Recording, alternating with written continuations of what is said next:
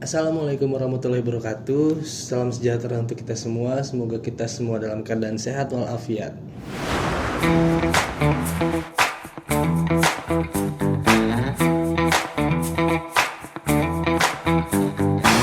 Perkenalkan, saya Aldi Wardani. Saya adalah mahasiswa dari Universitas Dian Nusantara, semester 2, program studi ilmu komunikasi.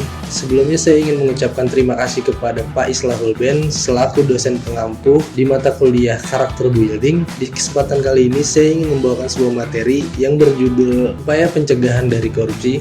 Yang pertama ada dampak korupsi pada ekonomi.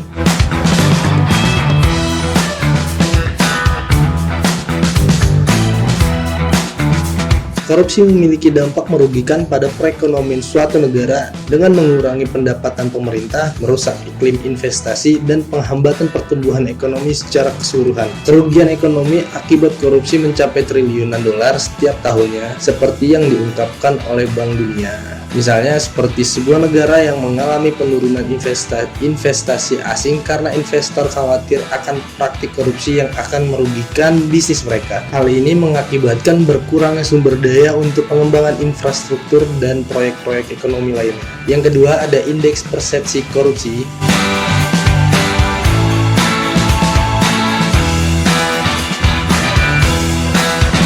Transparansi Internasional menciptakan indeks persepsi korupsi untuk meningkatkan tingkat korupsi di seluruh dunia, menandakan adanya kekurangan dalam pencegahan korupsi di seluruh dunia. Contohnya, negara X mendapatkan skor rendah dalam indeks persepsi korupsi karena kurangnya transparansi dalam penggunaan keuangan publik dan kasus-kasus korupsi. Yang ketiga ada instrumen nasional, Komisi Anti Korupsi.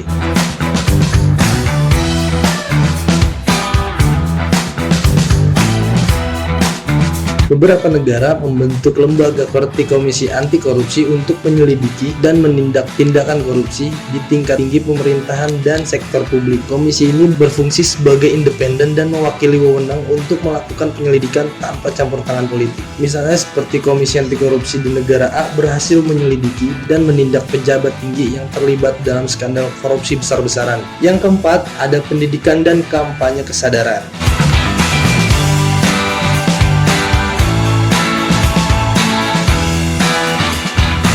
Peningkatan kesadaran masyarakat tentang bahaya korupsi melalui pendidikan dan kampanye kesadaran publik dapat membantu mengubah sikap dan perilaku masyarakat terhadap korupsi. Mungkin dari sebuah negara meluncurkan kampanye media yang edukatif dan informatif tentang dampak negatif korupsi, mendorong masyarakat untuk melaporkan praktik korupsi dan menjadi agen perubahan dalam pencegahan korupsi. Yang kelima ada pemberantasan korupsi dari perspektif hukum.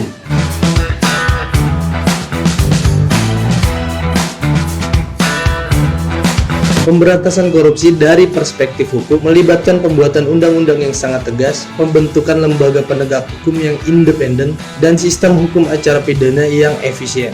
Misalnya, negara B mengubah undang-undangnya untuk memberikan sanksi yang lebih berat bagi pelaku korupsi dan memperkuat peran lembaga penegak hukum dalam menangani kasus-kasus korupsi. Yang keenam, ada peran masyarakat dalam pemberantasan korupsi.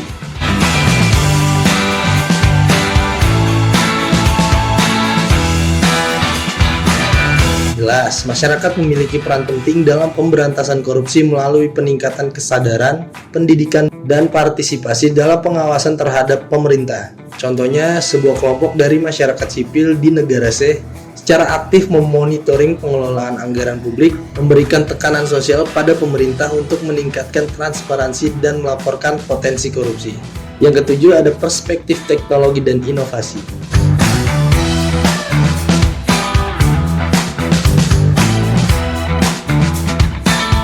Teknologi dan inovasi dapat menjadi alat yang kuat dalam pemberantasan korupsi, seperti penggunaan teknologi informasi untuk membangun sistem pelayanan publik yang efisien dan transparan. Misalnya, sebuah negara mengimplementasikan platform pelaporan online yang aman dan anonim untuk memungkinkan warga melaporkan kasus korupsi tanpa takut tersebar, meningkatkan efektivitas pengungkapan kasus-kasus korupsi. Dan yang terakhir ada pentingnya pencegahan korupsi ini untuk kita semua.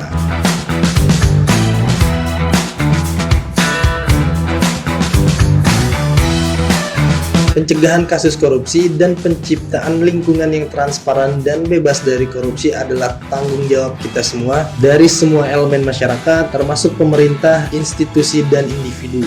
Contohnya, melalui kerjasama antara pemerintah, lembaga swadaya masyarakat, dan sektor bisnis. Sebuah negara berhasil menciptakan kebijakan pencegahan korupsi yang efektif dan meningkatkan integritas dalam berbagai sektor masyarakat. Demikian penjelasan dari saya. Bila ada salah kata mohon dimaafkan. Terima kasih. Wassalamualaikum warahmatullahi wabarakatuh.